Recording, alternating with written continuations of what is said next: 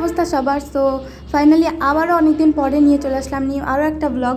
So আজকের ব্লগে আমি তোমাদেরকে দেখাবো আমি চাঁপাইনবাবগঞ্জ বাণিজ্য মেলায় গিয়ে কি করলাম।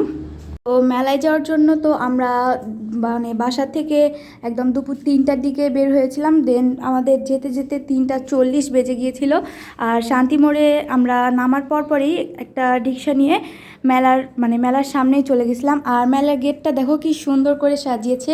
আমার কাছে এই পার্টটা অনেক বেশি সুন্দর লেগেছে। আর মেলাটা আমরা অনেক বেশি এনজয় করেছি। আর ঢোকার পরই আমার বোনের এই পুতুলটা অনেক বেশি পছন্দ হয়, বাট আম্মুকে একদমই নিয়ে দিবে না, বিকজ ও একটা করে নেয় আর একটা করে হারায় বা নষ্ট করে দেয়।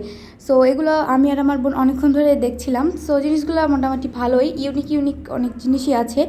আর আম্মু বেশি এই দোকানগুলোতেই ঘুরছিল, কারণ এই দোকানগুলোতে অনেক সুন্দর সুন্দর ডিনার সেট দেন অনেক কিছু আছে। সো আমরা একটু ঘোরাঘুরি করার পরই বৃষ্টি শুরু হয়ে যায়। আর বৃষ্টিটা খুব বেশি জোরে না হয় আমরা ভিজিনি। আর একটা ফাস্ট ফুডের দোকানে বসে আমরা কিছু খাবার খাচ্ছিলাম।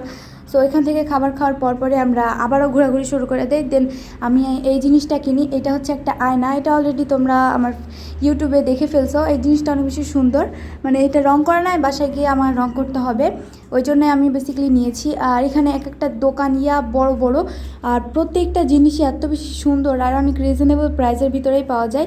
সো আমার কাছে অনেক বেশি ভালো লেগেছে এই মেলাটা আর কি। তারপরে আবারও কিছুক্ষণ ঘোরাঘুরি করার পরে একটা স্টলে এসে দেন আমি এই হাইলাইটারের সেটটা নিই। এটা আমার টাকা দিয়ে নিয়েছি, আমি আমুর টাকা দিয়ে না। সো তারপরে ওখান থেকে আসার পর দেখি এখানে একটা রাইডও স্টার্ট হয়ে গিয়েছে। রাইডে কোনো মানুষই নেই, একটা দুটা মানুষ, এগুলো পুরানো হয়ে গেছে তাই কেউ আর উঠছে না। সো মেলার ভিতর একদম মধ্যখানে এই পার্কটা আছে ওয়াটারের, এই জায়গাটা, বাট এই জায়গাটা এত বেশি সুন্দর, সব মানুষই কেন জানি না এখানেই ঘুরছে। আর আমারও এই জায়গাটা অনেক বেশি পছন্দ হয়েছে। তার পাশেই আবার এই সুন্দর একটা ফ্লাওয়ারের দোকান আছে। এখানে অনেক সুন্দর সুন্দর ফ্লাওয়ার বিক্রি করে। সো জিনিসগুলো আসলে অনেক বেশি ইউনিক, দেখতেও খুব বেশি সুন্দর লাগছে। সো তারপর আমরা আসি একটা ডিনার সেটের দোকানে। দেন এখান থেকে আমরা এই একটা সুন্দর এই ঝাড়বাতিটা নিই। এগুলা পুরাটাই না, একটা করে পিস বিক্রি করে। সো এখানে আম্মুর কাছে 1000 টাকার নোট ছিল, আর ওদের কাছে ভাঙানি ছিল না বলে এটা নেওয়া হলো না, অন্য দোকানে গিয়ে নিতে হলো। দেন আমরা এখানে আসি ফুচকা খাওয়ার জন্য। বাট আমি একটা কথা বলবো যে ফুচকার যে টেস্টটা, এটা কিন্তু মোটেও ভালো ছিল না। কেন জানি না, আমি এর আগে যতগুলো ফুচকা খেয়েছি, this is the bad fuchka over. So কিছু বলার নেই, এত বেশি খারাপ ছিল খেতে। দেন লাস্টের দিকে আমার বোন আর আমার ভাইয়ের জন্য আমরা কয়েকটা টয় নিই। দেন যে আস্তে আস্তে মানুষের ভিড়টা অনেক বেশি শুরু হয়ে যায়। আমরা যে টাইমে আসছিলাম ওই টাইমে অত বেশি মানুষ ছিল না, প্রচুর কম মানুষ ছিল। বাট যাওয়ার টাইমে এত বেশি মানুষের গ্যাঞ্জাম যে আমরা হাঁটাহাঁটি করতে পারছিলাম না। সো এখন আমরা মেলা থেকে বের হয়ে যাব।